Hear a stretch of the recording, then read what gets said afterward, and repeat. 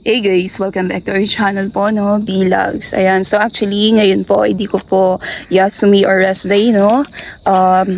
Sadyang maaga lang talaga akong nagising. Ayun, so sanay naman ng maagang magising kasi ngayon guys, 7:30 po yung schedule ng pasok ko, no. Yung iba kasi alas 5. So ngayon po sa kaisya namin may iba-iba po yung schedule namin ngayong summer. So may pang alas 5 po, may pang 7:30 din. Unfortunately, napunta ako sa 7:30. Sanay na tayong maagang magising sayang din yung oras, no, pero syempre wala nang magagawa doon. So anyway, ayun.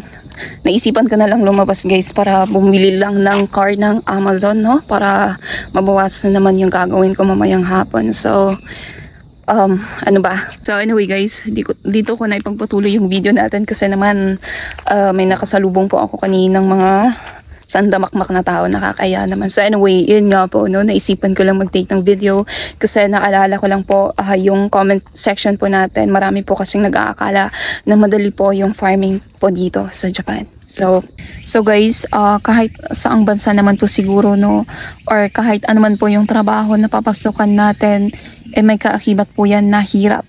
May mahirap physically. Meron din naman pong trabaho na nakaka-drain mentally or emotionally. Meron din namang lahat-lahat na meron doon. So anyway, based lang po sa experience ko, no, at sa observation ko na rin, hindi po madali ang farming dito sa Japan or kahit anumang industry man po kayo mapadpad, no, kahit sa carpentry, etc. man yan, kung ano man po yung trabaho na papasukan nyo dito, hindi po madali. Kasi una sa lahat guys, iba po yung work culture nila dito. Talagang masyashock po kayo. Okay? Dito guys, no, mahalaga ang bawat segundo. Kaya kung trabaho talaga. So sa mga interesado pong magtrabaho dito, lalo na yung mga paparating na po dito para magtrabaho, no, paghandaan niyo pong mabuti yan. Hindi lang po mentally, emotionally, dapat physically ready din po kayo. Tandaan nyo yan guys. Okay? Pangalawa din, dahil po sa language din nila, sa mga nag-aaral pa lang dyan or sa mga interesadong mag-apply po dito, mag-aral po kayong mabuti. I-enhance nyo po yung vocabulary nyo.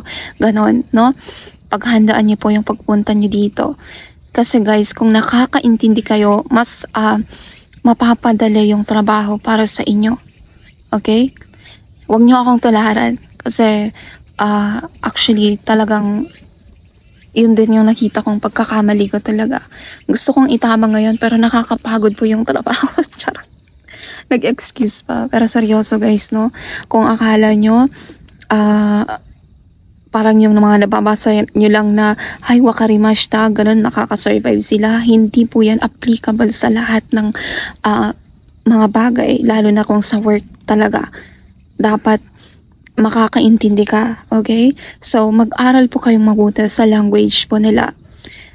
Swerte nyo kung yung mapuntahan nyo pong company or kaisya, mababait yung mga makakatrabaho nyo. What if sila yung iba yung pagtrato nila sa mga foreigners, no? Lalo na kung lalo na kung hindi talaga nakakaintindi sa kung ano po yung pinag-uutas nila. Okay? So, yun guys, paghandaan nyo po yung pag-aaral din ng language nila. Paparating ka man dito or interesado ka mang pumunta dito or nag-aaral ka pa lang, mag-aral po kayo mabuti ng language nila guys kasi makakatulong po yan ng malaki sa inyo. Hindi lang po sa trabaho, kundi para na rin po sa daily survival nyo po dito. Okay? Yun, seryoso guys So guys, hindi na po ako nag-focus sa nature ng trabaho, no? Kasi sabi ko nga po, lahat naman ng trabaho ay mahirap, no? May kaakibat yan na hirap. So, expect nyo na yung farming po ay nakakapagod. Talagang mauupos po yung lakas nyo, lalo na sa mga peak season. So, yun nga po, sabi ko nga, may mga petex days na naman po, pero usually po talaga or generally, yung trabaho po ay talagang nakakapagod. Okay? So, nag-focus lang ako guys sa mga factors po na makaka-apekto talaga sa hirap po ng trabaho. So, dagdag ko lang din pala, no? Kung may kaartehan man po kayo sa buhay, ay iwanan nyo na lang po dyan sa Pinas. Charis. Hindi, seryoso. Lahat naman po tayo may kaartehan, no? Pero kung ikaw ay maarte sa kung saan ka iihi, for example lang, no? Or ayaw mong naaarawan, or sensitive ka na madumihan, etc., etc., baka hindi po farming ang para sa inyo, no? Charot lang guys, no? Sinasabi ko lang po to para mapaghandaan nyo talaga. Kasi alam ko, ready man tayo, may idea naman po tayo sa mga bagay-bagay, no? Pero yung kagustuhan kasi natin, baka akala natin ganun lang ma-overcome yun. Ganun kadali lang i-overcome yun. Pero kung hindi ka po talaga sanay sa lahat ng mga bagay-bagay, mahihirapan ka po dito. Okay? Hindi lang po sa nature ng trabaho, no? Kung hindi mo po talaga mapaghandaan yung mga factors na makaka-apekto sa'yo sa trabaho or makakatulong sa'yo sa trabaho mo, ay talagang mahihirapan ka po dito.